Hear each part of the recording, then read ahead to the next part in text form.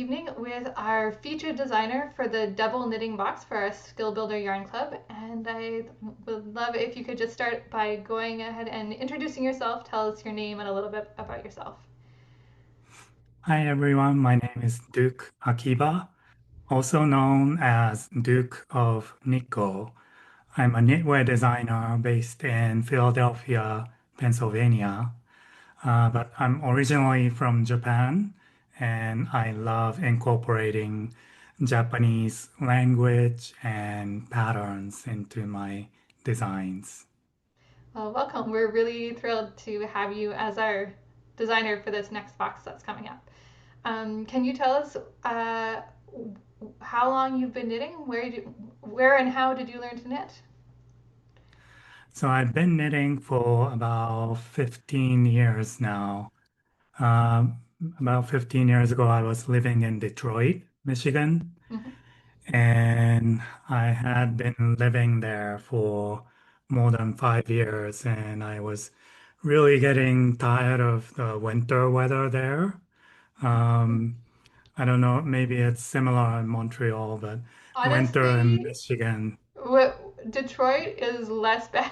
I mean, if you don't like snow, Detroit has less snow than Montreal. We've got more here. So, Oh, okay. yeah. But I was very well, I was seasonally depressed, Hmm. and the winter weather is always gray and depressing.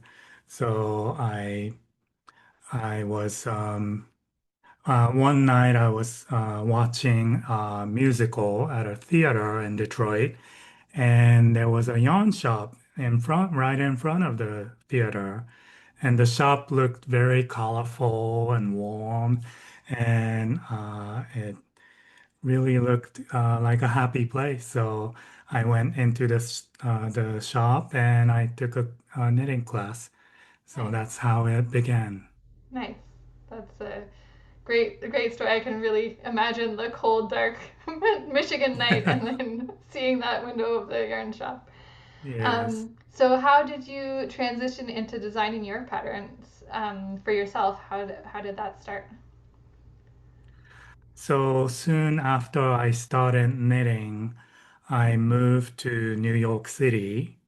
Um, so I said goodbye to Michigan winter, and winter in New York is a little bit better. Same in Philadelphia. But in New York City, um, I learned about Vogue Knitting Live, which is a big once a year like yarn festival in New York City. So I started going there and started taking classes by different teachers, and a lot of them live in New York.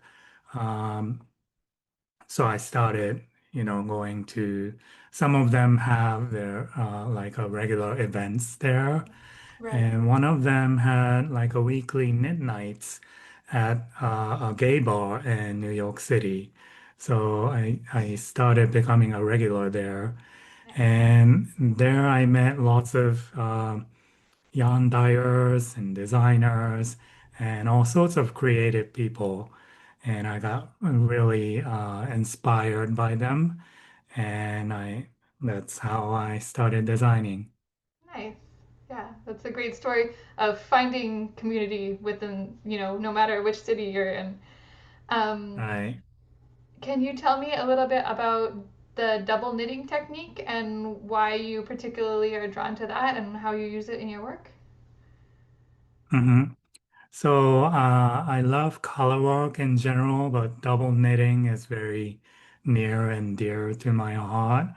Um, because a lot of the Japanese characters are reversible. It's a mirror image of uh, of I don't know what to say. Yeah, It's they're symmetrical horozontally, so you can mirror yeah, them. Yes. symmetrical. Yeah. Yeah, Yeah. that's the word I was looking Yeah. for.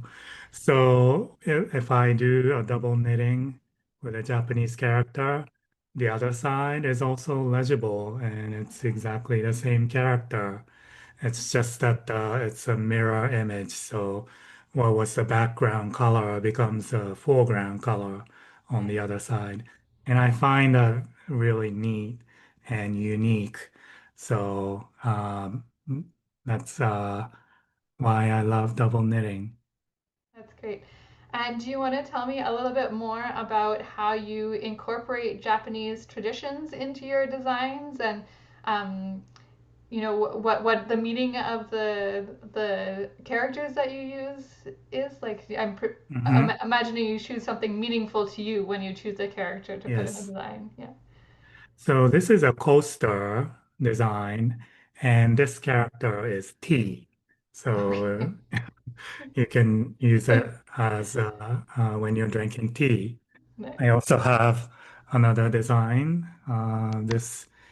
This is water, and this is alcohol. Okay.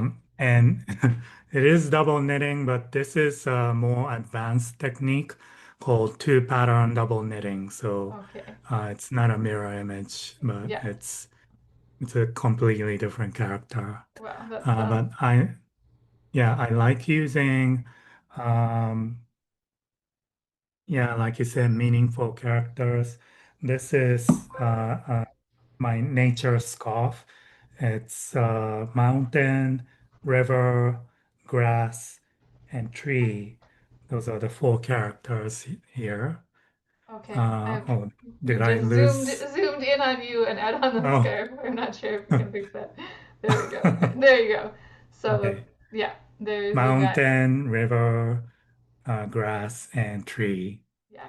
And I also have a Four Seasons scarf, which is spring, summer, autumn, and winter.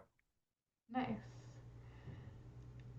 And do you use other elements of like traditional Japanese patterns and in Hmm. your work as well?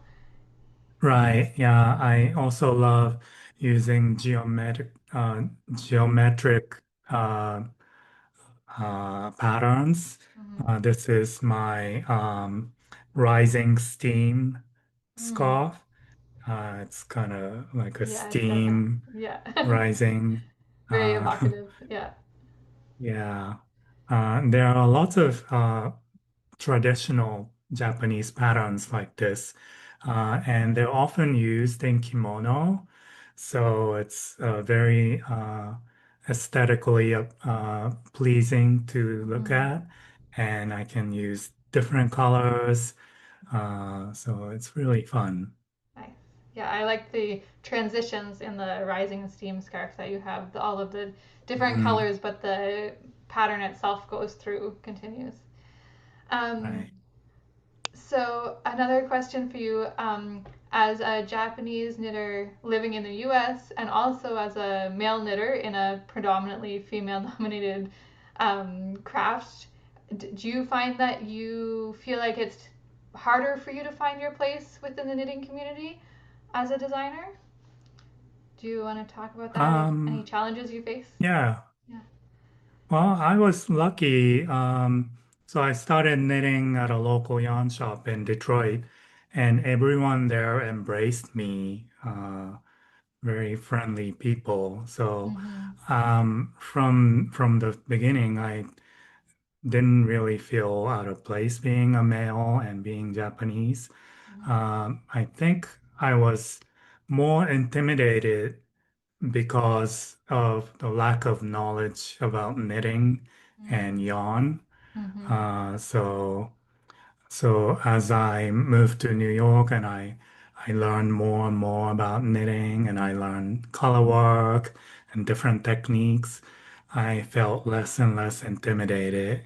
And New York City is a really accessible city for different type of people like me. Mm-hmm. So it There's a was lot of a great diversity there place. already. Yeah, so Yeah. you can find your Yes. place to fit in for sure. That makes sense. Hmm. Yeah. And now you're based in Philadelphia, you said? Yes. Yeah. Yeah, I moved to Philadelphia last year from Memphis, Tennessee. So I keep moving around the U.S. Yeah. I've lived in the U.S. for about 25 years, but I've lived in Texas, Michigan, New York, Tennessee, and now Pennsylvania. Okay. Uh, Well, you've got quite a lot of geography covered there for sure. yeah, Yeah. yeah. But knitters in Philadelphia are also very friendly, and I became very comfortable uh, very quickly by going to like knit nights at a local yarn shop. Yes, I know. You mentioned when we were trying to schedule this interview that you were trying to put it around your knit weekly knit night date. So Right. it's yeah, always nice to find that place that you can go to and just be comfortable with other people and work on your crafts and Hmm. share Yeah. yeah. Um, Going back to your designs, do you have a favorite pattern that you're really proud of that you'd like to? I know you've talked about some of them already, but if there's something in particular you want to show off, or a suggestion. So, with the box that we're going to be sending out to our knitters, we're going to do a pretty simple introductory pattern.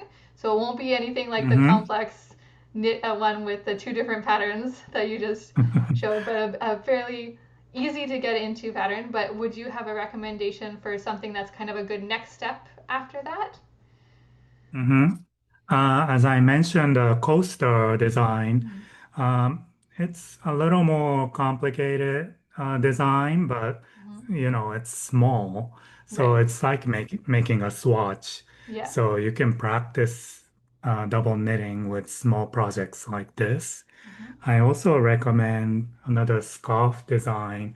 This one is called Kimonogara scarf. So it's got a few different design motifs, but it's fairly simple. Mm-hmm. So you don't need to use this many colors. You can do it in just two colors Mm-hmm. and make a scarf like this. Yeah. So those Although are two looking at it, recommendations. I see it's a great canvas to play with color, especially if you have a lot of scrap yarns. That could be a great way to Hmm. mix and match and use the different Yeah, patterns and different color transitions. yeah, exactly. Yeah, Mhm. it's lovely. Um, I think that's it for my questions for now. So I think the next thing is just where can people find you online if they're looking to follow you or to find your patterns? Where should they look for you? Sure. You can follow me on Instagram or Blue Sky. My handle is Nikko Duke, Nikkoduke. Great. You can also find my patterns on Ravelry, Lovecrafts, and Payhip, and you can search for Duke of Nikko, Perfect. Nikko. Great. And I think I do have one last question that I forgot, and I hope you don't mind me Yeah. sneaking this one in. But I think I read that Nico was the name of your cat. Is that true? That's where the name comes from? Yes. Yeah. It's my late cat, my first cat in the US. Okay. Her name was Nico, and Nico means sunlight or sunshine. That's So really she lovely. was she was the sunshine of my life. Aw. You must miss her, but it's nice that you're honoring her with the name of your Yes, pattern design. I have another one right now. Her name is Sabrina. Sabrina. Oh, she's Yeah. lovely. Say hi, Hi, Sabrina. Sabrina. Well, thank you so much for taking the time out of your evening to do this little interview with us. And we are looking forward to introducing your pattern to our club members. Yeah, thank you for the opportunity. And last thing I want to mention Mm. is Canada is also very close to my heart because I got married in Canada 22 years ago. Okay, So I was living in Michigan, and my husband and I drove to Toronto City Hall and got married there because it was legal in Canada, but it wasn't legal in the US back then. right. And Montreal was the place we went on a honeymoon. So Oh, I have wow. fond memories Well, of that's Montreal. great. Yeah. So. I'm glad that you were able to have that important moment with your husband. And if you're ever in Montreal again for a vacation, just let us know. We'd be happy to host you and show you around. I sure will. Thank you, Okay. Debbie. You're welcome. Have a good evening. All right. Bye bye. Bye.